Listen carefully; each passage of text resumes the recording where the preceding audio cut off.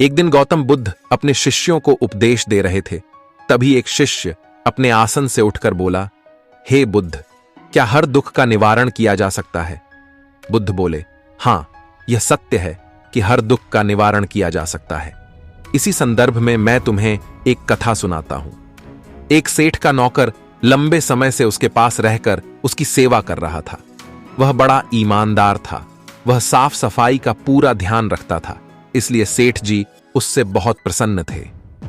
एक दिन शाम को जब सेठ जी घर आए तो देखा कि उनकी पुरानी दीवार घड़ी टूटी पड़ी है। उन्होंने नौकर को बुलाकर पूछा, यह घड़ी कैसे टूट गई? नौकर ने कहा, मालिक, मैं सफाई कर रहा था, तभी मेरे हाथ से घड़ी छूट गई और नीचे गिर के टूट गए।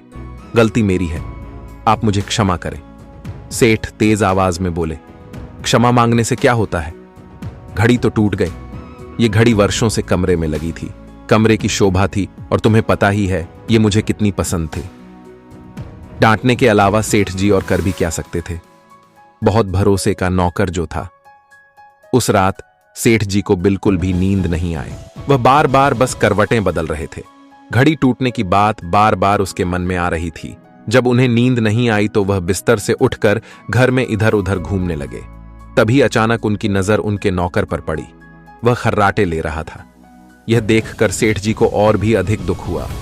उन्होंने मन ही मन सोचा, मालिक के नुकसान का इसे जरा भी ख्याल नहीं है, इसे जरा भी दुख नहीं है। ये तो आराम से खर्राटे लेकर सो रहा है।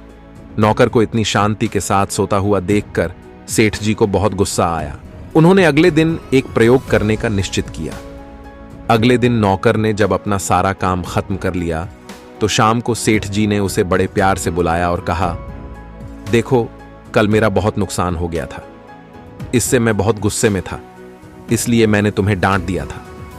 पर यह तो कल की बात थी। आज मैं बहुत प्रसन्न हूं। तुम मेरे साथ इतने दिन से हो, इतना अच्छा काम करते हो। कल ही मेरे मन में आया था कि मुझे तुम्हारी सेवा के लिए कुछ इनाम दे देना चाहिए। सोचता हूं कि क्यों ना यह घड़ी ही तुम्हें दे दी जाए। पर क्या करें, वह तो तुम्हारे हाथ से टूट गई है। यदि नहीं टूटी होती तो आज यह घड़ी तुम्हारी होती। यह कहकर सेठ तो उस रात बड़े आनंद से सो गया। लेकिन वो नौकर सारी रात करवटें बदलता रहा। बार बार उसके मन में एक ही बात आ रही थी कि यह घड़ी बहुत ही कीमती था। अगर वह घड़ी नहीं टूटती तो वह आज मेरी होती। कथा सुनाकर बुद्ध बोले, अब शायद तुम समझ चुके होगे कि लोभ ही दुख का सबसे बड़ा कारण होता है। इसे त्याग कर ही हर दुख से मुक्ति पाई जा सकती है। जब उस घड़ी का संबंध उस सेठ के साथ जुड़ा हुआ था, तब उसके टूटने का दुख उस सेठ को ही हुआ, क्योंकि सेठ के मन में उस घड़ी को लेकर बहुत लगाव था। लेकिन जैसे ही उस घड़ी का संबंध उस सेठ से हटकर उस नौकर के साथ जुड़ गया, उस नौकर के मन में उस घड़ी को लेकर लोभ पैदा हो गया, और उस घड़ी के टूटने का दुख अब सेठ से हटकर उस नौकर को होने लगा। दोस्तों, उम्मीद करता हूं कि इस वीडियो से आप सभी को कुछ अच्छे सीखने को मिली होगी।